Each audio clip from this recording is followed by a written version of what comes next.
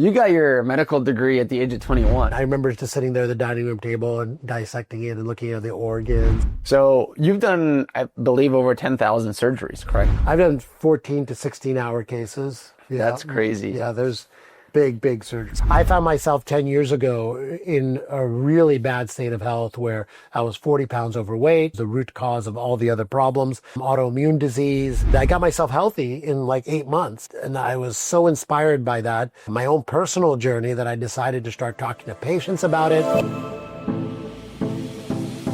Welcome to the Health Signal podcast, where we make health data make sense. I'm your host, Boris Berjan, and on this show, we connect with trusted health experts who help us decode the trends, science, and signals shaping our health.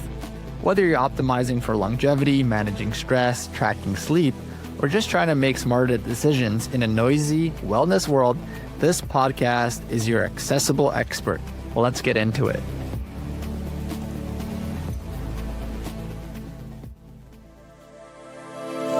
Dr. Shah, pleasure to have you. Yeah, thanks for having me. You have an interesting backstory I want to dive into, which was you got your medical degree at the age of 21. Yeah. And most people get it at like 31, right? So I was curious, was there, was it your parents' pressure that made you do that? Was it a strict childhood, or were you just like, I'm going for this. This is my passion. I love it. I'm gonna get my degree as fast as possible.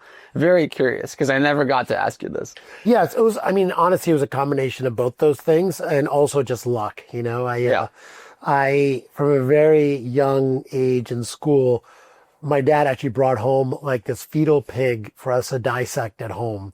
He's a doctor, and you don't just pick up fetal pigs at the hospital. Right. So apparently he found out where to get it from. Now you can get them on Amazon, actually. Seriously? Yeah, it's no crazy. way. Yeah. Fetal pig you get from Amazon. And they just deliver it. Yeah. Wow. But anyway, so he brought home this fetal pig, and I remember just sitting there at the dining room table and dissecting it and looking at the organs. And then after that, I begged him to buy me this thing called the Visible Man. Do you remember that toy? Or I do. Yeah. Yeah, it's like a model you put together, and the skin is like transparent, and you can see all the organs. Yeah. And so that was like, I got really interested in anatomy and biology back then. And then what happened was, obviously there's a lot of parental pressure. I'm South Asian Indian, and so if you're not a doctor or an engineer, you basically fail. You're nothing. I'm Eastern European, so it's like similar. Oh, is it really? You do math, engineering, doctor, exactly, or finance, right? Like, so that was the other one. Yeah, it's so crazy. And so then, and then combined with a little bit of luck, so we moved around a lot when I was a kid, and it turned out like every school I was at prior, their credits counted like 1.5 times the next school I went to. Oh, really? Yeah, Okay, so I was cool. able to like skip a couple of years of school, and then I went to this program. There was only 5 in the country back then. We could get your MD degree in 6 years. So you go straight through 6 years, no summer breaks, take a massive amount of coursework and get done a couple years early. And so all those things came together, like luck and pressure and, interest. And that's how I got there. Yeah. No, that's really cool. So I'm in, like, how does that work with the school systems? Is it like, I had this is like mind blown right now. Yeah. So I'm like thinking about kids. I'm like, how do you can like hack your way to graduate faster, right? Yeah. Cause I mean, I don't know if it's still like this, but in high school, it was just basically like a credit system like it is in college, where you do a certain number of credits, and you can get more credits in some schools, because they just have more classes and their classes go longer. And then in the summers, I was always doing some summer program that would give me a few credits here and there. So yeah, that's basically how I leveled up. And then, the new college I went to in California, when we moved from the East Coast to California, they're like, you only need X number of credits to graduate. And we're like, oh, if I do a few more credits and do one more summer school, I'll be done in 3 years. And so that's what I did. That's amazing. Yeah. Thank you. So were you like, you're nearly 21 and a doctor, like, were you just like on top of the world?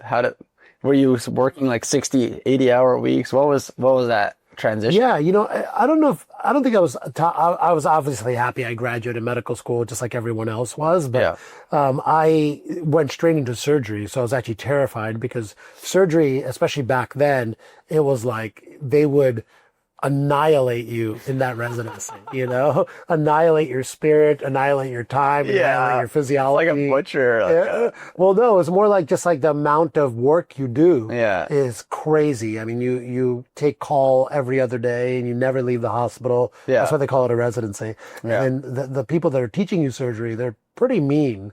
And so I was really nervous to go into surgery, but I'm so glad I did because I love it. I loved during surgery. Yeah. So that is an interesting point. Were the people teaching you surgery mean because it's such high stakes? Like, do this, like you have to be correct. Like, was that the mentality, or was it more, I'm a surgeon, so listen to me kind of thing?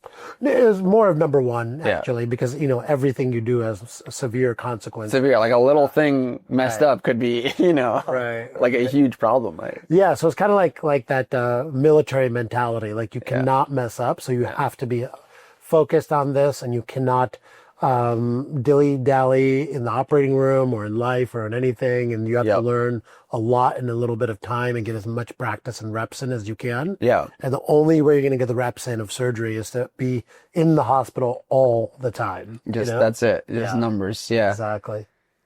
Was there pressure outside of the hospital for you guys to act a certain way? It's something unique you just mentioned. Like, you have to act like this all the time, be this type of person as a doctor and a surgeon. Was that aura there, or was it not really? I think you just naturally end up being a certain way, because you're surrounded by how people. Yeah, it's a survival tactic. Yeah. But yeah, no, I just think that being a surgeon, there's all kinds of surgeons. But a lot of surgeons don't have really a great personality, and so you find a lot of surgeons being just very much like by the book, very militant kind of mentalities, and anyway, I lived in that world for 25 years, so but to be fair, like, as a consumer or somebody that would go to a surgeon, hopefully I never have to, right? I would prefer the guy that's like, no BS, right? Like, we get it done and we don't mess around. So like, that's my health, right? Yeah, exactly. Get it? Right. It's like, as much as that environment is tough, I think it has to be. Yeah. Right. Yeah, exactly. Yeah. Exactly. So you've done, I believe, over 10,000 surgeries, correct? That number keeps getting thrown around. I don't know where it came from. Yeah. It's actually a lot more than that. So it's a lot more than it's a lot more than that. I was like, no. So what would you say? Like, it's probably double that. If I look at the number of years I did surgery, the number of days I would operate, and the number of cases I would do every day, it's got to be somewhere around 25,000 procedures. So I think you have some unique insight into the human body and what happens from that perspective. Yeah. Is there anything that you can share with us? Like, after 25,000 surgeries, you've done surgeries on different systems too, correct? Yeah. Is there one system that's like really hard to get a surgery on and it has extreme risks that we should try to avoid, like the plague? Like, never get, hip surgery, or never get back, or something like that? No, because they're all equally as serious, and every surgical procedure can lead to a lot of risks, right? Yeah. And so I would say that, big picture, I would say when you're a surgeon, you realize that, number one, the body's an incredible machine. It's incredibly resilient and fragile at the same time. Yeah. And no one respects it as enough, when you're looking inside someone's body and you see how we're able to heal from severe damage. I did trauma surgery for a long time. Yeah. And I saw people get hit by cars, run over by motorcycles, shot, stabbed, everything. And you see the amount of damage that's done. It's incredible. Number one, how you can save them, but number two, how the body heals itself. This is mind blowing. And so that's really, it gives you a respect for the human biology. What's the longest surgery you've ever done? I've done 14 to 16-hour cases. Yeah. That's crazy. Yeah, there's big surgeries. So in those scenarios, because you know how even with like rideshare apps, like with Uber, they don't let you drive after 12 hours. They're like, you have to go rest. Yeah. When you're in your scenario, I'm assuming you can't just be like, hey, doc, fill in, right? Because you've been architecting the way you're doing it. Yeah. What keeps you guys? Is it just the adrenaline? Like, I have to save this guy's life or this woman's life, and I'm just not going to stop? Yeah. Is there food, nutrition that is brought in for you? Like, do you have other nurses that rotate in and out? Like I'm very curious, right? Because I'm like, this is high stakes. Yeah. And that's a long, 16 hours for anybody to work straight is a long time. Yeah. So whenever you're doing a case that's over like 8-10 hours, there's a lot of planning that goes into it. And so it's usually with multiple surgery teams doing different things. So some people can go out and get some rest. Gotcha. There is nutrition brought into the operating room sometimes, although it's really rare. It's usually just like a sippy cup of orange juice, get the blood glucose up. Yeah. But it's all adrenaline. It is a massive amount of adrenaline that's used. And so oftentimes after doing a long procedure like that, surgeons will just completely crash out. And so it gets dangerous, actually, because I remember a few times that I was sitting there in front of a stoplight on the way home, which my apartment was only 5 blocks away from the hospital. Yeah. And I would like literally fall asleep for 10 or 15 minutes on the light. Wow. Yeah. And then the cop would like come and bang on my door, do a sobriety test. I'm like, no, I was just done operating on a 15-hour case. And a lot of surgeons have that story because it is very common, actually. Yeah. It's dangerous. Yeah. Mm-hmm. Of those 14 or 16, maybe of those 40, of the 25,000, do you have like one or two that are the most memorable or like crazy, or is it just at that volume you've seen everything multiple times now? Well, a lot of surgeries, when you become a surgeon, you specialize in a certain area, you do the same surgery over and over and over again, so they get less memorable. Sure, yeah. But throughout your career, especially the long ones, when you put a lot of planning into it, there's always naturally a few cases that you'll remember. And so, I trained at the Mayo Clinic, and so one of the things that we would do there a lot is we would do separation of conjoined twins. And so that's very memorable because there's so much planning that goes in, multiple teams that come in, etc. And then another procedure that's equally memorable is when you're doing a surgery on many body parts at the same time. And so one of those procedures that we do is called an esophageal resection. So taking out a big piece of your esophagus. And the reason that surgery takes a long time is because you go through the chest to remove the esophagus, and you go through the abdomen to grab some intestine to pull it through to replace the esophagus. And then you go through the neck to tie it into where it would have been tied into. And so it's like 3 major procedures, one right after the other. Yeah. And those take a lot of planning, very memorable procedures. That's insane. My assumption with the esophagus is that like it's cancerous, or like it could be different things, but usually cancer that we're doing that for. Trying to get it out so it doesn't spread. And oh man, just thinking about that, I'm like, that's brutal. Like on the body. It's massive. It's a massive operation. People spend a week or 2 in the ICU afterwards. Of course. Yeah. And the conjoined twins, that's, man, you're like, there's 3 life forces you're trying to preserve, right? Yeah.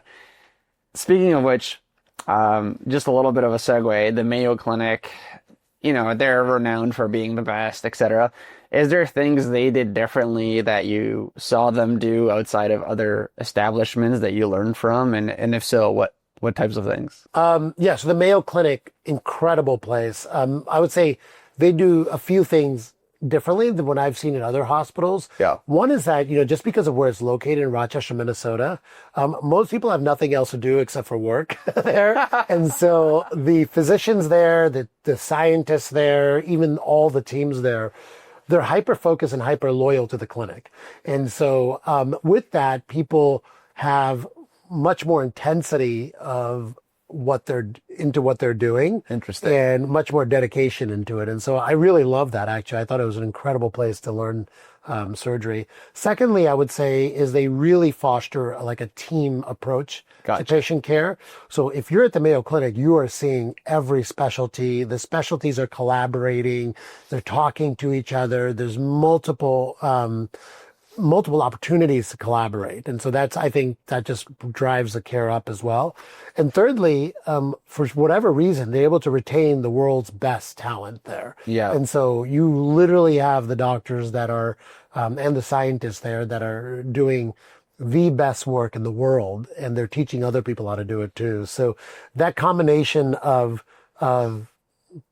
thought, I would say, and expertise just leads to just incredible outcomes. And it's called a tertiary referral center, which means that all the hospitals send all the things that they don't want to deal with the Mayo Clinic, you know? And so when you're dealing with the worst problems, you need the best people. And so that combination of bringing those, you know, the worst problem to the best people together, it just becomes an incredible institution for learning. Yeah, no, that makes sense. I loved your first point, which was like, there's nothing else to do. Yeah. It reminded me of like small towns. They all go to Walmart on Friday. There's nothing else to do. And then they get drunk. You know? In Minnesota, it's the opposite. You go to work. Yeah. Exactly. So good. So you've obviously shifted your career now into many different things. Mm-hmm. You know, you're a very innovative guy. Obviously, you always have been since you got your doctor's degree early on. You worked in different positions. Talk to us, you know, what shifted into building something like a Next Health and why? You know, what was your thought process around that? Yeah, so, you know, as we talked about, I was a surgeon for 25 years. I had multiple surgical centers that I own, and I have a group of doctors that work at those surgery centers. And so with that came the stress of owning a business, right? And so not only was I working in a business, like doing surgery 10, 12 hours a day, but then after that, I would have to go work on the business, do like HR and pay bills and all these kind of things, right? And so I was working a lot, and surgery is just inherently stressful. Running a business is inherently stressful. So high stress levels, which led to poor sleep, poor nutritional habits, zero movement, exercise, perfect storm of just getting unhealthy myself, right? Sure, And so I found myself 10 years ago in a really bad state of health where I was 40 pounds overweight, metabolic syndrome, which is the root cause of all the other problems, autoimmune disease, all of it, high blood pressure, everything was going in the wrong direction. And so I needed to figure out how to get healthy myself. And most Western medical training is incredible at training you to like save lives or treat cancer. Of course. You know, you hit by a bus or you get cancer, you have a heart attack. You need incredibly well-trained people to deal with that, right? Right. Yeah. But you get very little training on how to avoid chronic disease and how to create a place of health, right? Yeah. And so I didn't have that knowledge in my brain. And so through a series of unfortunate events in my own health, I decided I need to get educated on this, you know? And so I went out there and I learned nutrition. I became a personal trainer to get the certification so I could learn how to exercise. I talked to the world's best sleep doctors. And then through all of that, I learned about functional medicine, which 10 years ago was just kind of like educating their first people on functional medicine. And I got myself healthy in like 8 months. And I was so inspired by that, my own personal journey, that I decided to start talking to patients about it. Patients got healthy. I'm like, this works. This stuff works. And so with that, I decided to create a new kind of clinic where I could practice this new kind of medicine, which is a combination of functional medicine, preventative care, nutrition, exercise, sleep science, stress management, combined with some of the newer things in longevity now, as well as that is added in, and just form a new clinic where I can do all that in one place. And so that's what led to the creation of Next Health. Yeah, it's awesome. I think we're just seeing this more and more, right? Like we're now at 1,800 practices, and so many of them are transitioning into these longevity, preventative, whole care, whole team approach, because it's like, it just makes sense. There's so many variables to the body, right? Like even in a surgery, there's going to be variables, things happen, something else ruptures. Oh no, we got to fix, you know what I mean? It's like nothing ever goes by plan. Right. So it's like, how can we ever, it's the same thing with diets. You know, hey, this diet's the best for everybody. There's 8 billion people. Yeah. How can one diet be the best for 8 billion people, right? Maybe for specific periods of time, sure, but it's like, come on. Like, you can't argue that it's one perfect diet and everyone eats differently across the world, right? Talk us through your approach on this type of clinic. How does a patient get seen? How is it different from before? What are the maybe technologies? What are you guys using for prevention, for functional medicine? Like, I'd love like a whole gambit so people can know and understand. Yeah, maybe like the best way to explain that is if I just talk about like what a patient journey might be. That would be awesome, right? Yeah, what's the patient? So when you first come into Next Health, the first thing you notice is it does not look like a doctor's office. People call us the Apple Store of Health because by design, I wanted to make sure that we had a place that was inspiring to go to. No one's inspired to go to a doctor, right? Or a hospital. It's like always dark green. I'm like, who made this choice? Right, exactly. Like, it feels like disease the minute you walk. I'm sicker now. Exactly. Right. And so I wanted to make a place where people would want to go to versus the doctor everyone hates going to, and you only go once a year because you have to, you know? Right. So beautiful design, and when you first come in, like, it's a big open space and you see what we're doing throughout the space. Yeah. And so that was really important to me, is I wanted people come like even weekly to this clinic. Yeah. And so in the front of every clinic, we have pieces of technology that people can use to optimize their health. So we have hyperbaric chambers, we have sauna, we have cryo, we have infrared light beds, we have a few other things that really, people should be interacting with on a weekly basis. Right. And then kind of in the back is where the medical stuff happens. So when you first come in, the first thing we do is we sit down with you and we talk to you about what we're doing. We show you all the equipment, and then we have you sit down and get your biomarkers tested. So what does that mean? We take blood analysis from you. We do a cheek swab for your DNA.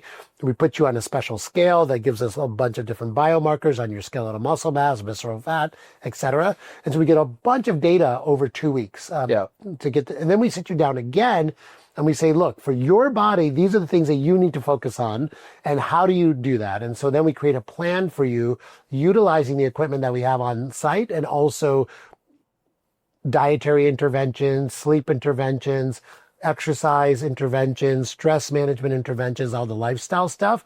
And then we add into that, because we have a doctor at every location. Yeah. Pharmaceuticals that you might need as well that can move the needle for you too. Yeah. And to be clear, like, we don't want people on medications forever, but some people need them temporarily while they're getting their lifestyle and their metabolic health in order. Yeah. And there's this huge divide of, no, I don't want any medicine versus just medicine. Like, Western doctors are like, you have to take these pills, and then like somebody else is like, you should not ever take them. I'm much more like you, and obviously your approach is like this. It's like, let's do what's necessary. Mm-hmm. What's necessary is going to change. The healthier you get, the less things you need, right? Exactly. And then we can get into, okay, do we want to do innovative longevity protocols or whatever? Now we're optimizing, right? Right. But this whole dogma, and it's always tribalism, right? Like, I'm part of this group, so I don't want to do this. It's like, it's your health at the end of the day, right? Yeah. Well, the medical system created that, to be honest. Like, what happens when you go to a doctor now is they don't give you anything, zero advice, unless there's a pill that you can take, right? Yeah. And so now you're on this pill, and usually it's forever. Right? It's like, now you're a subscription program for the pharmaceutical industry, right? Yeah. And so, and there's never talk about you getting off of that pill at some point, right? Yeah. So I think if you reframe what pharmaceuticals are useful for, is that they are temporary interventions, so you can get over the hump of getting your lifestyle in order to hopefully get off of that pharmaceutical at some point. Right. And if you look at it that way, it just becomes so much more palatable, right? Because all pharmaceuticals have some level of risk and complications with them. So you don't want to expose yourself to them forever. Right. No, it makes sense. You don't know this about me, but at one point I got diagnosed with severe Crohn's. And I hired like 7 different doctors. So I had 2, gastros. I had a functional medicine doctor, a naturopath, an energy healer, a Chinese herbalist. So like, I know a lot of these paths, right? And it was interesting because I also took Imuran, which was a immunosuppressant. Because to your point, like, I was like, I don't care what's going to make me feel better. I just want to avoid my intestines getting taken out and me getting worse. Because I was like really bad, right? I'm 6'4", lost 50 pounds. Yeah. So think about that, right? Yeah. And then I gained my weight back. I was feeling better. And my doctor was like, we need to increase your dose of the Imuran. And I was like, I'm getting better. So whatever we're doing, all of this is working. He's like, yeah, but it goes by weight. So you gained weight, so we're going to increase the dose because that's what we need to do. I'm like, doc, just think about this logic. I know you're the expert. I'm like, why would I change the variables if they're working? If I was getting worse, let's absolutely increase the dose. Try another drug, whatever we need to do. I'm like, if the results are better, why are we changing what's going on, right? He was like, well, this is how it goes. And I was like, I don't care. I'm like, I'll stay on this. Eventually I went to him and I said, I want to get off the Imuran. He's like, well, I really don't want you to your point, right? And I was like, I'm getting off no matter what. I'd rather have your write-off. It'd mean the world to me. So he goes, I'll do it. And this was the first time, like, a kink in the armor. He's like, I'll do it if we do a colonoscopy and I don't see any disease. So I took that bet, but I was worried, right? Yeah, of course. Even though I'm feeling better, at this point, I really was feeling better. I gained a bunch of weight back. I was traveling. I could eat spicy foods, all that stuff. But, so we do the colonoscopy and he gave me the paper. He's like, no signs of disease found. You're free to get off meds. Wow. And that was like a big, like, sigh of relief, but I really fought for it. Yeah. Right. And I think 99% of people would have just been like, okay, doc. It's like, okay. It's like, to what degree though? Right. Cause that's the Imuran. And when I look at it, I'm like, yeah, it's been around for like 60 years, which is why I liked it. I was like, it's kind of proven. At the same time, I'm like, I know this is hard on the liver. Yeah. So I'm like, I don't know in 20 years if I'm on this, if it destroys my liver slowly, right?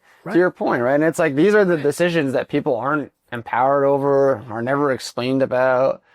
And like you said, it's like monthly recurring revenue for pharma. It doesn't have to be, right? But it was useful at the time. I have nothing against the drug. Right. It helped me become alive again. So. Yeah, I mean, congratulations to you for advocating for yourself. Like most people wouldn't have done that. They would have been like, oh, you're the doctor. You know I need to go up on my dose. Exactly. And it's like they just do it. And then, what will happen is they actually will get other complications from the Imuran because it is an immune suppressant. Right. And so now you're dealing with those complications with more medications and you just spiral in the wrong direction. Right. So you have to, no one's going to care more about your health than you do. So it's so important for your audience that's listening to this to educate themselves on their disease to the fullest. Because if you're not educated and you can't make advocacy statements for yourself like this, there's a high chance that you'll go down the wrong path.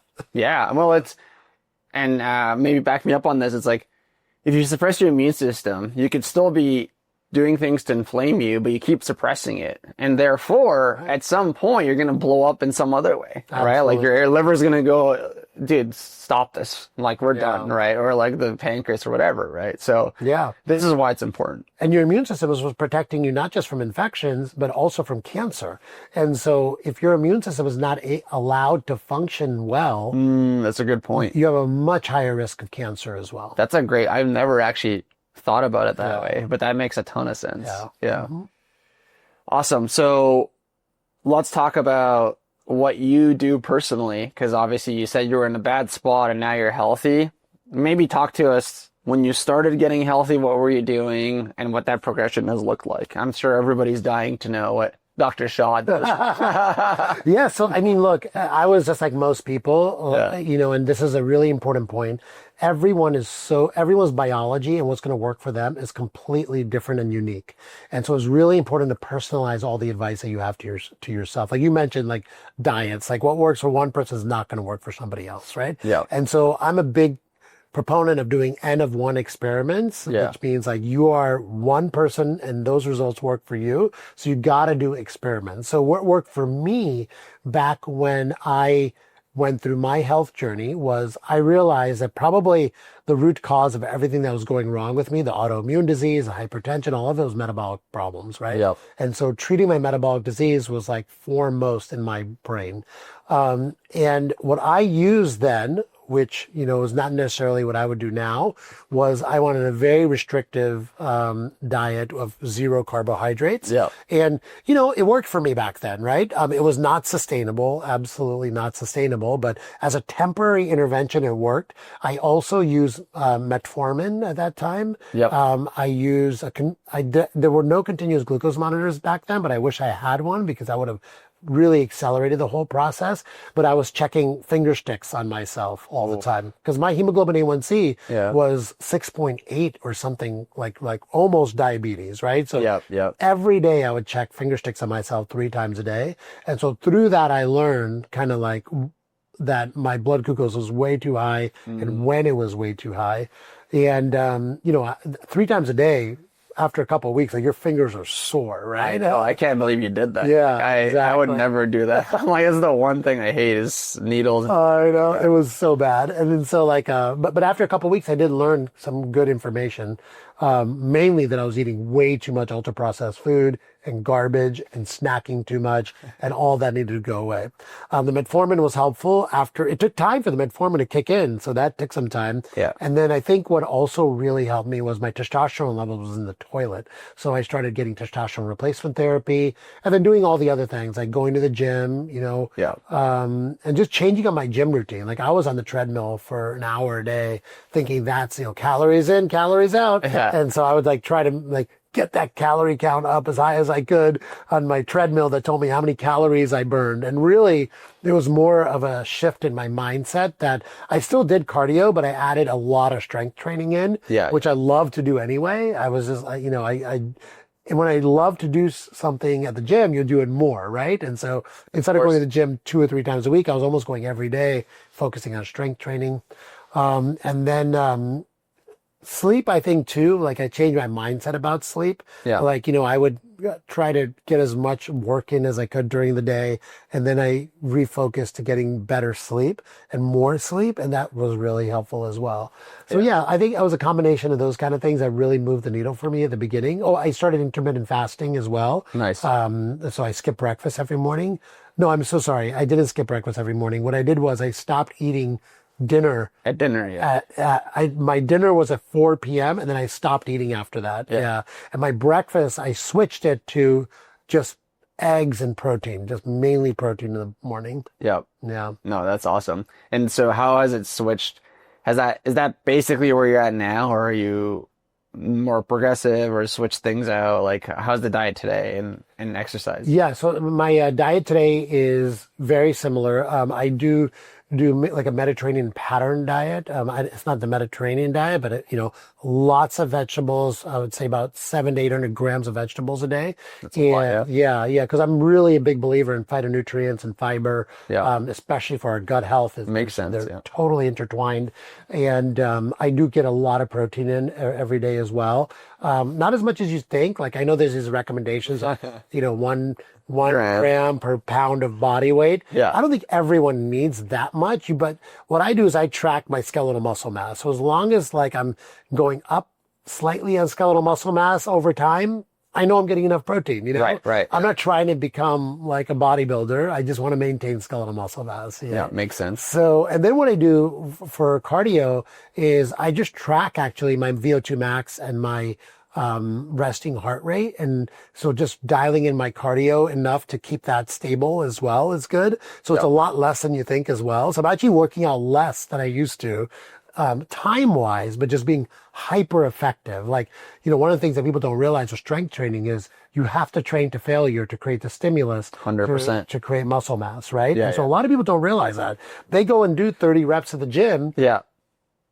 And they have no reps in reserve, and they just, there's 1, 2, 3, 4, 5, 6, 7, 8, 10. Okay, yeah, it's easy. Yeah, it's easy. You got to keep making it harder and harder. So I think that's important. Yeah. And then I think the biggest change that I've made over the last 10 years is wearable devices. So I am a big fan of wearables, whether it's a continuous glucose monitor or some sort of, I wear the Oura Ring to track my HRV and steps and all that. I think that's where I really have seen a lot of benefit for myself. Because now, instead of guessing on what works, I kind of can see it working. Right. Yeah. And I can also catch myself when things are going in the wrong direction. The feedback loop. Exactly. Yeah. If you think about it, before wearables, what was our feedback loop? It was after a week or two of causing a lot of damage, you're man, I feel like shit. I feel burnt out. Yeah. I feel burnt out. I feel like crap. What's going on? And now it's on a daily basis when you had a bad day the day before and you need to chill out today. Yeah, exactly. No, that's awesome. Yeah. Last thing before we got to wrap up is you touched on a little bit of you went on TRT, HRT.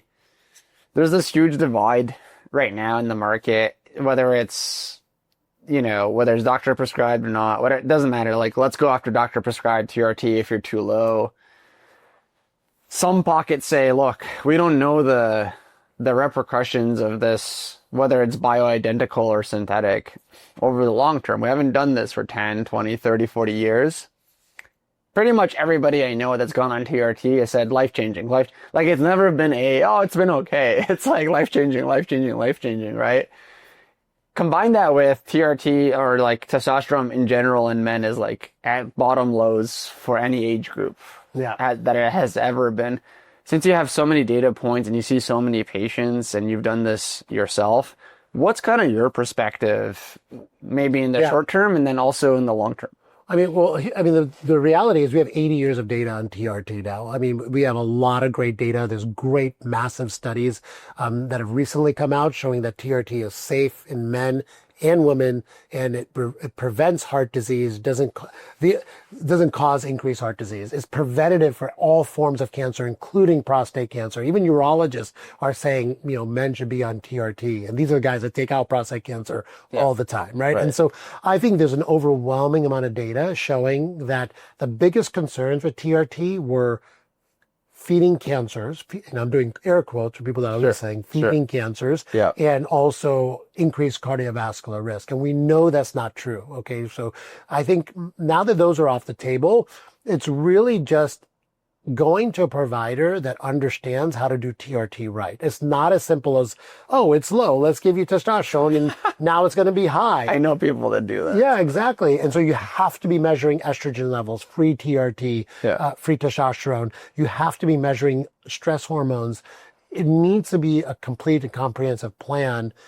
Your body is not just like an equation of this is the number, add more, you're going to be fine. Okay. And so, so I think that, as long as you're going to a provider that really understands where they're sourcing it, to your point, bioidentical, and where they have deep knowledge on how to individualize a treatment regimen for you and your biology, taking into account a lot of other factors besides just your testosterone level, then you're going to have nothing but benefits, and I think that you have to realize that testosterone is something that we are biologically have been making for 250,000 years in human evolution, right? Yeah. This is not a drug that we have to watch out for the future consequences of, It is a biological hormone inside of our body that we've evolved to make to keep us healthy.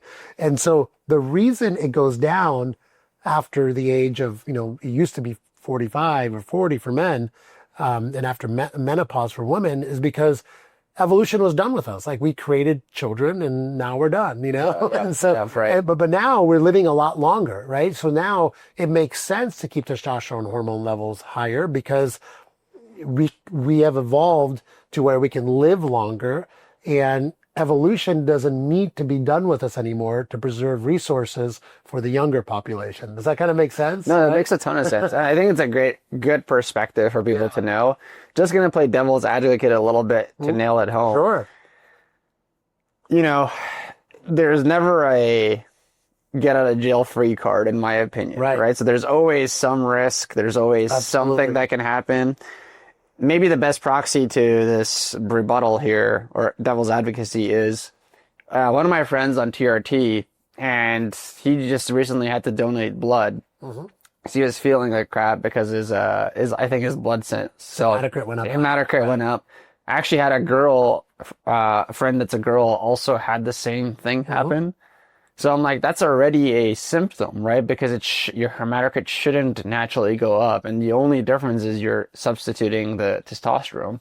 So I'd love, as a personal, like somebody who's interested, but also the audience listening, I'd love your opinion on that. That's a great point. I'm so glad you made it. Okay. So what I was saying about TRT is just to let your audience know that it is a safe treatment modality, but it still doesn't mean it's right for everybody. Gotcha. It's not like we should be giving TRT to every human. That's not what I'm saying at all. But if you're suffering with the symptoms of low testosterone, then you should consider it as a safe treatment modality to get you out of that symptom range, right? Now, just like with any other medication that we talked about before, maybe you don't want to be on it forever, right? But it's really important to be measuring levels and doing it with someone who's skilled to understand, like, where you need to be for your biology. So like for your example, your friend, he might have had too high of a dose, right? Yeah. And so that's why his hematocrit went up too high. He had to go give blood.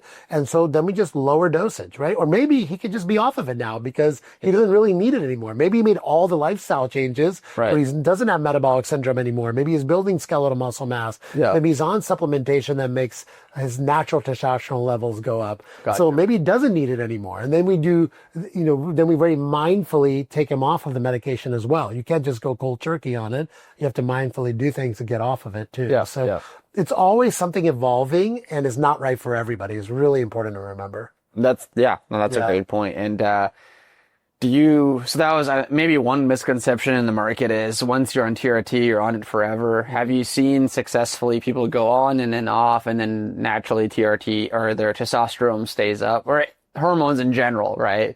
Do you feel like, oh, we've solved all these problems and we were supplementing it during to get you past the hump and now you're good to go? Or is it mostly because the consensus is as you age, it just keeps dropping. And so therefore there's a case to be made, like you should have this forever and maybe the doses go up or down. Yeah, I mean, I think it really depends on the patient and their overall metabolic state and their age. Gotcha. So, yeah.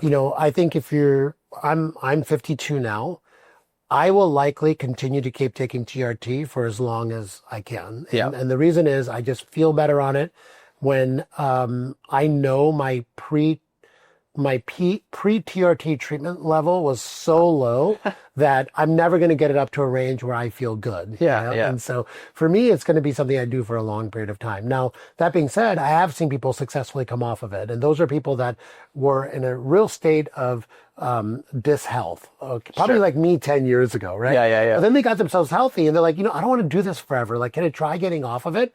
And then we do other forms of testosterone optimization, including, you can put them on enclomiphene, which increases your natural production, HCG. There's a lot of things that you can do to increase your natural production and not be on the testosterone itself. Yes. And so then we can kind of shift them over to that, And so it's like a constantly evolving situation For sure. with your biology.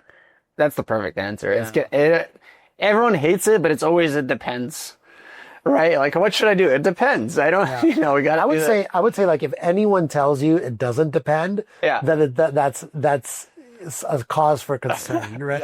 I actually, we'll wrap this up. Short story was, I had this friend, I was living in Mexico. He was a day trader. Yeah. So already his mind was crazy. He'd be up and down. Yeah. Matt, think ADD times 1,000. Yeah.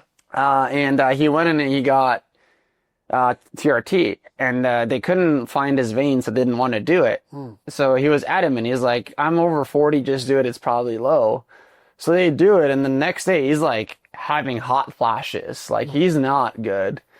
So they rushed him back into the clinic. They did his numbers, and they finally found the vein, and he was at a 5,000 testosterone. Yeah. So what ended up happening was they were putting him on estrogen pills now to take it down. But the kicker here was he didn't tell them he was taking HGH, but ordering it from China. And they're like, for sure what happened was they had testosterone in that. And he was actually on TRT, didn't know it, but the Chinese manufacturer put that in there. I was like, first of all, why would you ever order anything from China and inject it into yourself without third-party testing? Second of all, I told the clinician, I was like, you guys should have never administered anything without I don't care if you can find the vein. You should have told them, go home. And they were both good friends of mine. So I got on them both. I was like, you guys, this is like a disaster waiting to happen. It's your body, dude. You might have, I don't even know what if he got even higher? Maybe you can tell me, would it have been super dangerous for his health? He was in serious trouble, right? Yeah. I mean, look, it's malpractice to put someone on testosterone without knowing what their level is. Agreed. Yeah. Full stop. Right? So never do that. Yeah, of course. Yeah. Never buy your TRT or anything from a sketchy source. That's just like 101. Yeah. We don't have to give these disclaimers. Right. Yeah. Exactly. Yeah. It's just not all of it is not good. Right. And Right. so, I think it goes back to what we were talking about earlier. Like being a surgeon, I have a tremendous respect for our biology and how fragile it is. Yeah. And I think people try to oversimplify it into where, oh, I got this. My testosterone is low. I can order some online. It can't be that bad. Right. You know, and I'll inject it and I'll be higher and I'll be better. Right. And 9.9 times out of 10, that's going to lead to a problem. You know? Right. And so I think just having respect for your biology and in your body and not putting anything in it that you don't know for sure. Number one, that you need it, that you're monitoring it, you know everything about it, or someone you're working with knows everything about it, and you're getting it from a really trusted source. I think that has to be like baseline of how you treat yourself. Yeah. No, Right? totally agree. Totally agreed. Yeah. Totally agreed. Well, thank you, Dr. Shah. Let's wrap up there. Let people know, where can they find you, connect with you, potentially work with you in your clinics, and follow you. Yeah, so thank you for that, and thank you for all the great questions. For sure. My social media is at Darshan Shah, MD. My website is drshah.com, drshah.com. My clinics are www.next.health. Next.health is how you find our clinics. And we are in Los Angeles and New York, Nashville. We're opening Miami soon. So we'll be all over the country in the next year. And if they want to utilize biomarker testing, hormone health with really skilled providers, continuous glucose monitors with a practitioner that can help you through the journey, we do all that in Next Health. Amazing. Thank you so much. We'll link all of that, and you were awesome. We'll have you again, I'm sure. Thank you. Love it. Thank you. That's it for this episode of The Health Signal. We hope you're leaving with one small insight you can use and one big idea to explore. If you enjoyed this conversation, be sure to follow the Health Signal podcast and leave us a review if it helps simplify something complex. To learn more about how Theia is helping providers and patients make data-driven health decisions, visit theiahealth.ai or check out the links in the show notes. Thanks for listening, and we'll catch you next time.